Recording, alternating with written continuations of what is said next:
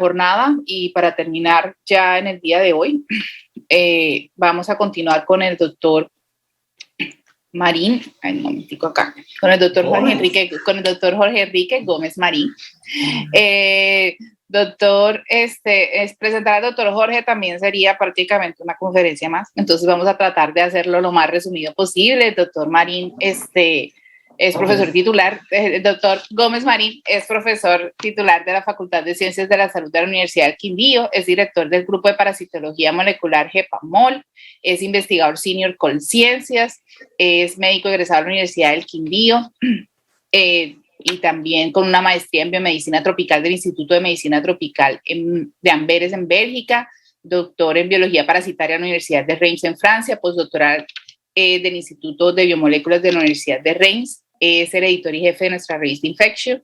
editor asociado de BMC Infectious Diseases, de Frontiers in Tropical Medicine y de experto de la FAO y la Organización Mundial de la Salud.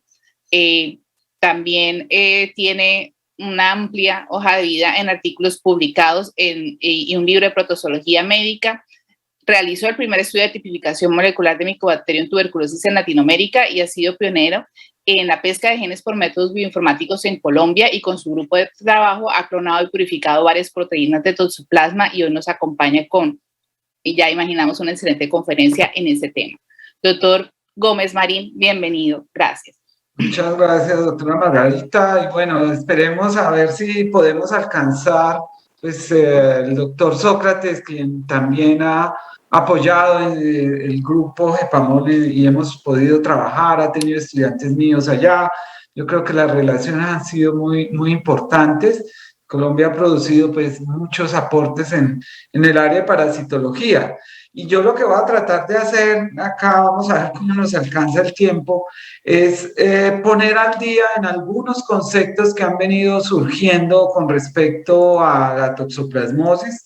incluidos algunos en los cuales hemos contribuido, pues vamos a decirlo de manera importante, ya que pues ahora, y ya les voy a contar, está incluido la detección de protozoos en agua, y eso tiene un impacto muy importante en la transmisión. Voy a contarles también muy brevemente lo que ha sido el impacto de las guías, de las cuales así pues fue un protagonista esencial, gran impulsador de estas guías, y que ahora podemos ver unos efectos muy importantes sobre las infecciones congénitas. Y por último, pues quiero dejarles acá algo que se viene, que yo creo que va a ocuparnos en los años que llegan, y es algo que de pronto no está todavía en el horizonte de muchas personas, de muchos especialistas en infectología, pero tampoco en la psiquiatría, pero muy seguramente va a representar una revolución en conceptos de salud mental e infecciones. Y aquí pues quiero hacer también un homenaje al profesor Frenkel, que falleció en 2013. Allí el doctor Sócrates también lo conoció, él nos visitaba bastante, también al fallecido, y recordamos con mucho cariño al profesor Carvajal de la Universidad del Valle. Y pues el profesor Frenkel, un enamorado de Colombia, fue quien describió el ciclo en el gato, junto con el profesor Dubey, un veterinario hindú, y ellos pues describieron en el año 70 cómo ocurría este proceso en el intestino del gato, pero es solamente en 2019 que por fin logramos, después de muchos años de especulación y muchas hipótesis de cómo ocurría esto, la profesora Laura Noll, una química que se dedicó a la microbiología, y vea, ella logró identificar el factor que hace que el gato aloje el ciclo sexual. Y lo que es más increíble, ustedes ven ahí un pequeño título de este artículo donde se describe que es la actividad de la enzima delta 6 desaturasa, que es la importante para definir que se haga no ciclo sexual. Y en el subtítulo dice lo que yo creo es el verdadero título, que es cómo convertir un ratón en un gato. Inhibiendo esa enzima permite que el toxoplasma tenga el ciclo sexual. Entonces es la presencia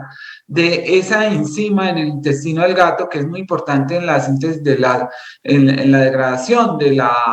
ácido linoleico, que hace que ese ácido linoleico sea muy importante para inducir el ciclo sexual. Entonces, finalmente está revelado ese misterio y el profesor Frenkel, pues bueno, él no tenía ese dato en esa época, pero él ya, como les decía, logró identificar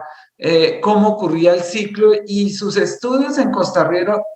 Rica nos dieron mucha información y ellos identificaban cómo los factores importantes eran tener una gran concentración de gatos jóvenes no inmunes en las poblaciones y también el papel clave de la humedad del suelo.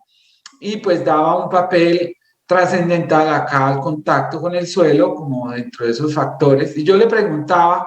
cuando lo encontraba que bueno, que él que pensaba que podríamos estudiar más sobre transmisión, decía, no, ya los factores de riesgo los conocemos y pues no, él pensaba que no había mucho más que estudiar al respecto y sin embargo resulta que poco a poco nos dimos cuenta que no solamente el contacto con gatos es clave para la toxoplasmosis humana, sino que se ha convertido también en una enfermedad de transmisión hídrica, una infección de transmisión hídrica y de transmisión por alimentos. O sea que ahí tenemos diferentes fuentes de infección para el humano. Y eso lo vemos incluso en animales marinos. Ya sabemos muy bien que, por ejemplo, los que están cerca a las costas, como los leones marinos, pueden fallecer por culpa de la toxoplasmosis.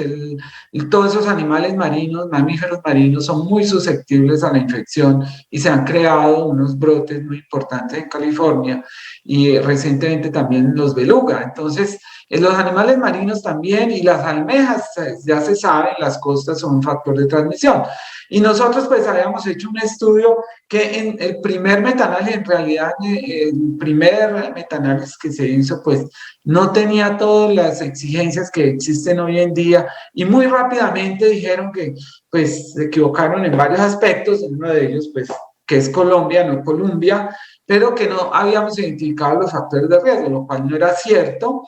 Y que pues sí, no era un tamaño de muestra muy importante, pero sin embargo,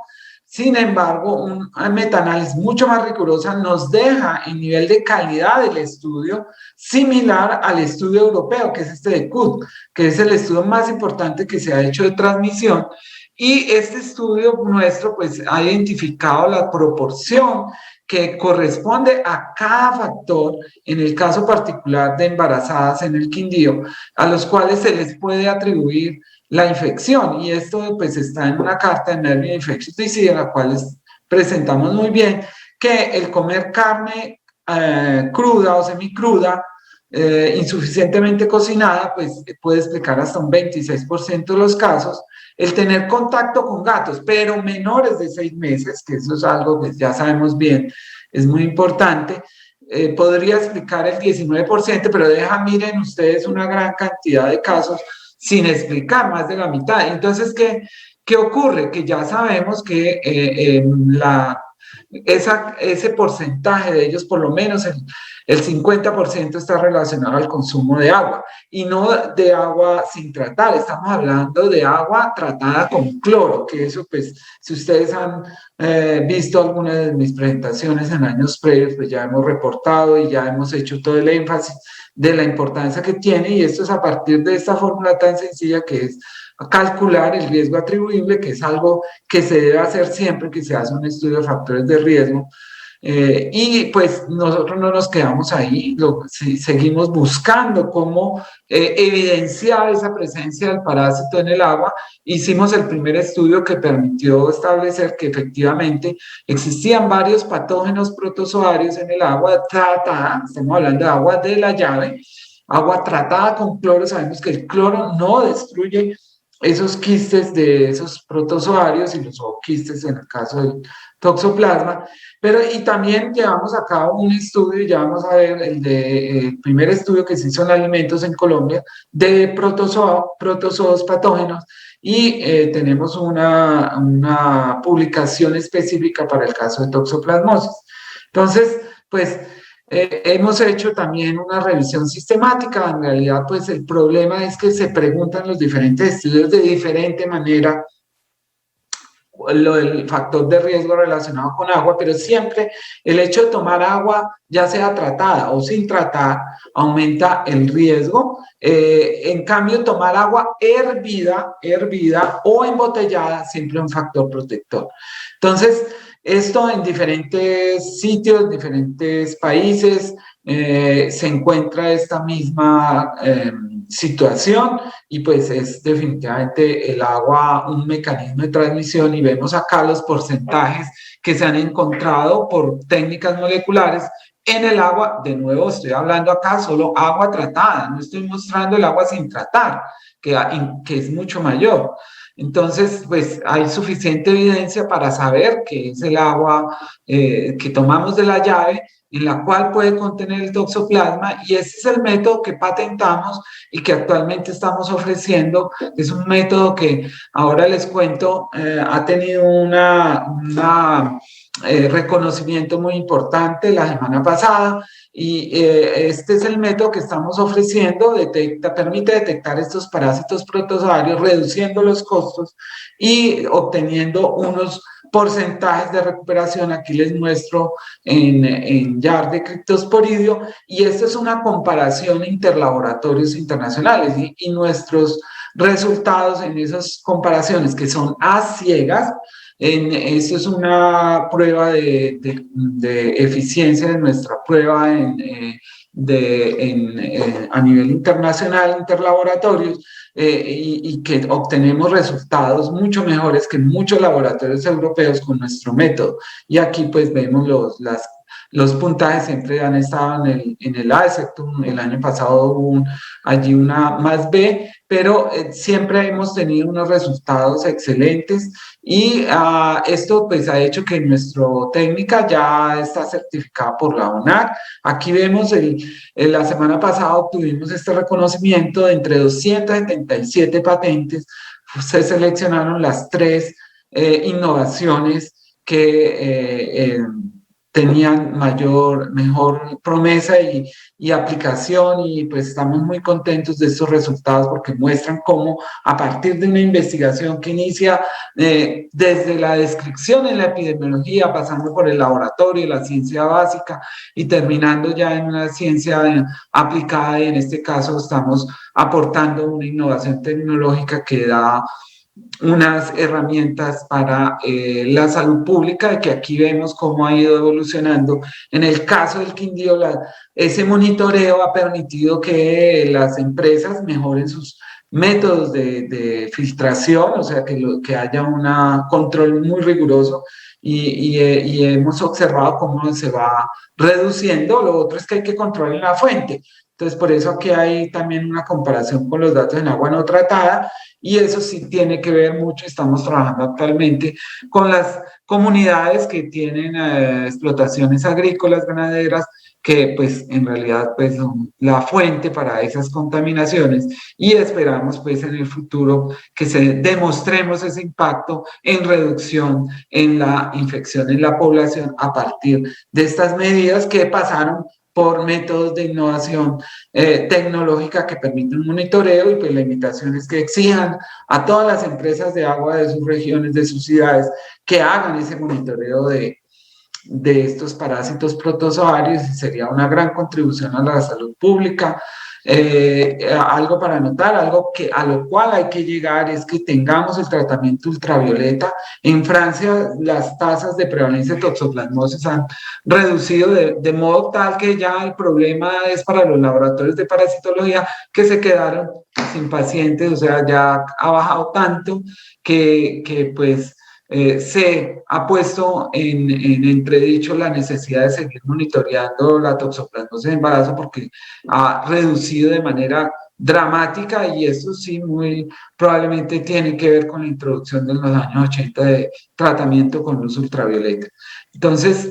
esto y la transmisión por alimentos son los retos actuales para esta infección. Este es los resultados que les voy a mostrar de lo que hicimos en alimentos, y este pues fue el primer estudio que se hizo en Colombia de parásitos en alimentos. Lo hicimos en restaurantes escolares de la ciudad de Armenia, una muestra muy amplia de 10 restaurantes, más de 213 muestras. No solamente miramos toxoplasma, pero acá les muestro los resultados de toxoplasma, como era de esperar, pues los pudimos identificar en la carne cruda, en agua de la llave,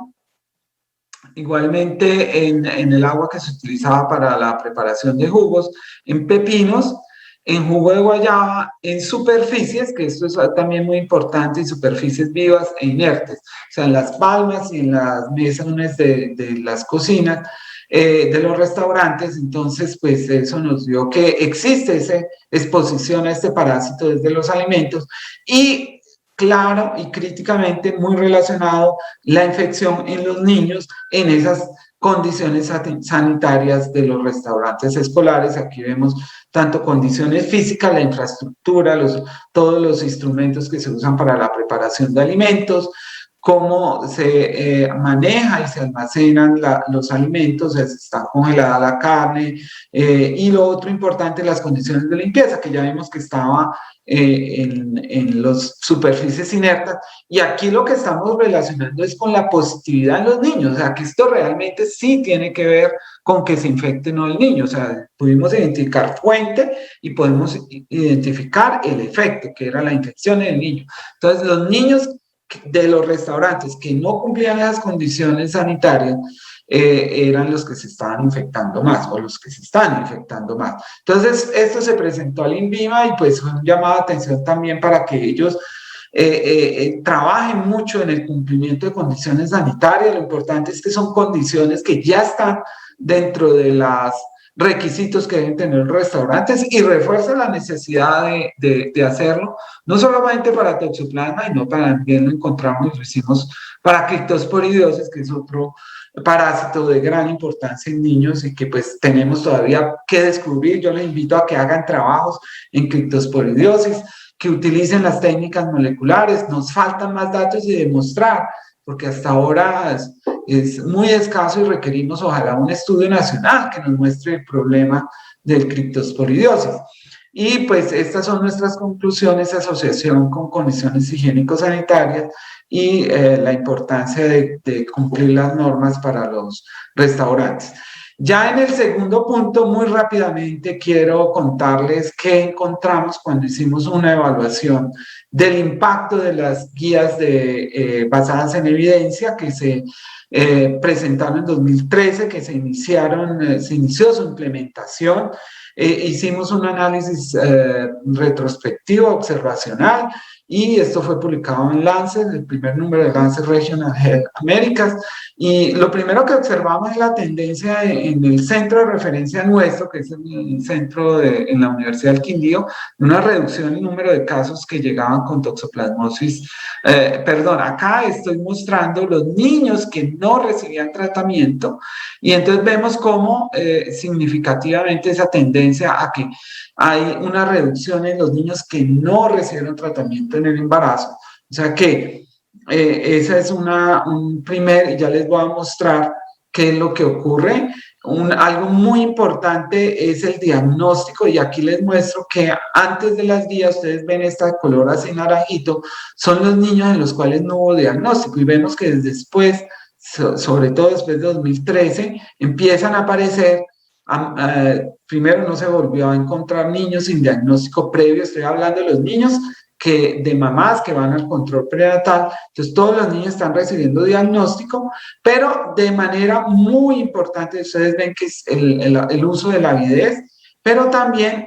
la aparición de seroconversión, lo cual antes del estudio no ocurría. Entonces esto pues lo analizamos también en historias clínicas, no solamente en el centro de referencia nuestro, que es donde llegan los niños con toxoplasmosis congénita, sino en centros de atención primaria, en el centro de control prenatal público. Esto es muy importante, es la red de salud pública, y vemos cómo todas las mamás tuvieron acceso al diagnóstico, primera cosa. Segundo, hubo un cumplimiento del flujograma. Eso aquí hay que felicitar a todo el programa de control prenatal de la red pública, a los médicos que hacen el control prenatal, a las jefes, a las enfermeras del control prenatal, que todo el personal de salud que trabaja en esto, porque realmente lo que encontramos es extraordinario. Todas las mamás que tuvieron diagnóstico alcanzaron pues a recibir el tratamiento.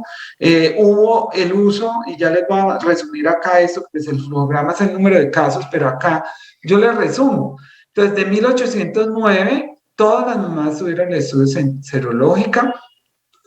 El problema es que las tasas de infección sí no han cambiado, o sea que ahí es donde hay que trabajar en la transmisión y eso sí es, por eso les digo que el tratamiento con luz ultravioleta va a ser muy importante y todo este monitoreo que estamos haciendo en el agua. Y lo otro muy importante es que a todas las mamás desde el primer consulta prenatal se les está haciendo la prueba, o sea que lo importante es que lleguen temprano al control prenatal. Un problema, punto por mejorar, es que se demoran en la entrega, entonces en eso pues vamos a iniciar un trabajo con una prueba en el sitio de atención. Lo otro importante es que la avidez está ayudando a reducir los casos con exceso de tratamiento, o sea, que no requieren tratamiento, o sea, es muy importante esto, hacer prueba de avidez en el primer trimestre de la gestación, y eso se está haciendo, y las que llegaban después de la semana 16, pues se hizo todo el flujograma y se les dio a todas tratamiento, entonces eso está muy bien, pero lo mejor de todo, lo que me tiene más feliz es que ya estamos identificando algo que no ocurría, eso solo lo veía uno en los programas franceses, que son los pioneros, los mejores en el mundo. Usted puede identificar en qué momento se infectó la mamá gracias al seguimiento mensual. Y aquí ya tenemos esos casos que llegan a ser el 20% de los diagnosticados, lo cual es lo más importante y no lo habíamos visto antes de las guías. O sea que hay un impacto claro, preciso y hay otros datos que tenemos con una reducción también del número de niños con hidrocefalia, que estaba en una publicación previa. Aquí simplemente quiero mostrarles que ya hay Western Blot disponible, sobre todo para los pediatras, con registro en BIMA, entonces para que ya pidan esta prueba, que es la que se va a hacer en recién nacido, y lo que les decía que queremos empezar a aplicar, que es la prueba de atención en el sitio del paciente, el POC, que es otra prueba que esperamos, revolucione y mejore y reduzca ese problema que les mostraba de la demora en entrega de resultados, que demora también, claro está, el inicio de tratamiento. Bueno, y ya para terminar, algo pues durante muchos años yo fui escéptico y esto es muy interesante, este es un caricaturista que hacía gatos, publicistas y resulta que era esquizofrénico y miren cómo iba evolucionando. Entonces un buen ejemplo del impacto de la esquizofrenia, en este caso en obras de arte y bueno, pero lo interesante aquí es la asociación con el gato y pues probablemente también con la toxoplasmosis y ya hoy en día es imposible seguir ignorando que esa asociación tiene una fuerza muy importante y que hemos acumulado suficiente evidencia. De nuevo les digo, el primer escéptico he sido yo, siempre estuve muy pendiente, ya antes de decir que tuviera algo que ver, de ver suficiente evidencia para hablar de ello. Pues aquí vemos el número de publicaciones en el tema, ya sea con enfermedad mental y pues ni qué decir esquizofrenia, que es la enfermedad con la cual se ha hecho más los análisis de asociación. Y Flair, pues es el checo, un biólogo que pues ha insistido mucho en este tema y es su vida entera dedicada a esto. Y pues él tiene este artículo y aquí pues yo pude conocerlo en el año 95, yo me senté a desayunar con él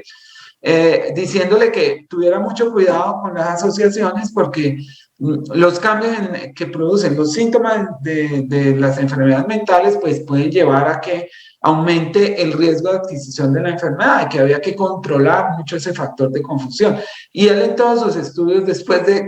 esa charla, yo estuve mirando y los tuvo muy en cuenta, pero más allá de los estudios epidemiológicos ya tenemos también mucha información a pesar de toda la controversia. Ya se viene consolidando cómo es el mecanismo por el cual una infección parasitaria neurotrópica, el toxoplasma,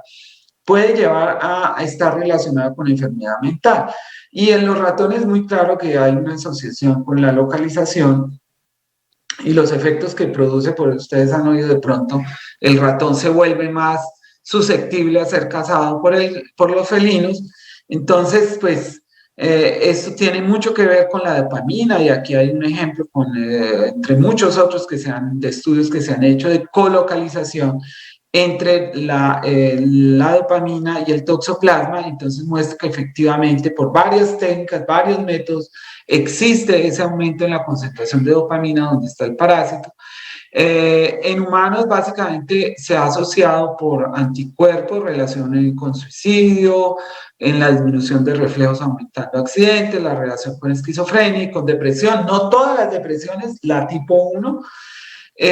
y hay ya estudios de transcriptómica que muestran claramente cuáles son los genes que se están induciendo, igualmente pues con el inicio de enfermedad, o sea, todo lo que ustedes, las preguntas que se hayan hecho de que sí pudieran, los factores de confusión que pudieran estar produciendo un sesgo en esta asociación, pues se han venido examinando y pues sí hay una correlación desde muchos puntos de vista clínico, de los síntomas, los anticuerpos, y eso que es de lo último que han hecho, que es todos los estudios de cómo es la densidad de materia gris entre toxoplasma positivos y toxoplasma negativos con esquizofrenia, y si hay unas diferencias significativas, o sea, es diferente la esquizofrenia en toxopositivos que en toxonegativos. Y adicionalmente, estudios terapéuticos en los cuales se muestra cómo el tratamiento con antipsicóticos, con actividad antitoxoplasma, reducen el número de episodios depresivos. O sea que ahí también va a ser algo hacia el futuro que hay que tener en cuenta si a un esquizofrénico es toxo positivo, toxo negativo, y adaptar el tratamiento de acuerdo con ello. Entonces, hay todos unos mecanismos que están relacionados, pues de ellos, uno de esos es el aumento de niveles de interferón gamma, que aumenta la actividad de endolamina oxigenasa y que explica bajos niveles de triptófano, pero el más importante sí es el aumento en la dopamina con los sitios donde está el quiste del parásito a nivel de cerebro, y pues ya les mostraba la disminución. Pues cuando vino una psicóloga a decirme que quería hacer la tesis conmigo, yo le dije, le tengo la tesis, y estamos en la actualidad tomando muestras de cerebro, de casos de accidentes y de suicidio y de muerte por homicidio, pues muerte violenta. Y eso con el Instituto de Medicina Legal estamos llevando a cabo este trabajo en el cual vamos a analizar por técnicas moleculares, histoquímica, patología, y mientras estamos terminando de recoger las muestras y ya estamos haciendo también análisis de anticuerpos en esos casos, hemos llevado a cabo una revisión de los metaanálisis, y pues Jennifer Messing, que es la psicóloga, que es la estudiante de doctorado, ha hecho esto, que es completar, actualizar y completar y definir por región cómo es el riesgo de esa asociación. Aquí vemos, ya tiene estimado por regiones los riesgos, y pues esta es la global, que es lo que pues, desde hace ya varios años se ha mostrado. Ella lo ha ampliado a muchas regiones, ya a todas las regiones del mundo, y pues definitivamente es 2 veces más el riesgo de esquizofrenia en las personas y este es el total de casos que se han analizado en todos estos estudios. Igualmente con el trastorno bipolar, no son todas las enfermedades mentales muy particulares, es decir, esquizofrenia, trastorno afectivo bipolar, o sea, la depresión tipo 1, y aquí vemos que hay unos estudios en los cuales que es por región en Europa particularmente, que no estuvo asociado. Sin embargo, en el resto del mundo hay una asociación muy fuerte, y también con la conducta suicida. Entonces ustedes ven ahí todos los estudios en que en su gran mayoría pues todos aumenta la tasa de suicidio. Y esto nos lleva también, esto ya lo habían hecho unos epidemiólogos, pero nosotros tratamos pues no, lo hicimos una corrección y calculamos eso a nivel global, ampliamos todas esas observaciones que existían, lo hicimos para todos y vean ustedes lo que puede representar la infección por toxoplasma en la esquizofrenia. O sea, hasta un 20% de los casos pudiéramos estar explicándolos por esa asociación. Lo mismo en trastorno afectivo, que puede ser a nivel global hasta el 27%. Entonces, por ahora, pues esto es lo que tenemos, que esa asociación es muy importante y es incluso mayor al peso que tiene la infección de toxoplasma a la de cualquier gen o factor ambiental que se ha estudiado hasta ahora en relación con esquizofrenia, y que esto pues ya tenemos muchas informaciones a nivel del modelo animal con los niveles de dopamina, que esto no es solamente toxoplasma, sabemos que hay otros virus, por ejemplo, neurotrópicos como el de herpes y citomegalovirus también se han asociado con enfermedad mental. Y bueno, entonces esto abre todo un trabajo para infectología y psiquiatría hacia el futuro, y en el cual pues habría que seguir trabajando y bueno, nos queda ahí mucho trabajo por venir y también mucho por ofrecer y bueno, esto es finalmente para todo el equipo de GEPAMOL que ha venido contribuyendo con todo esto que les he mostrado. Yo soy acá el vocero de todos esos trabajos, de todos estos estudiantes que han aportado y a las colaboraciones que hemos logrado también con muchos grupos del país y a nivel internacional. Entonces, pues espero que haya logrado en este tiempo resumir muy rápidamente y no haberme pasado mucho del tiempo. Muchas gracias.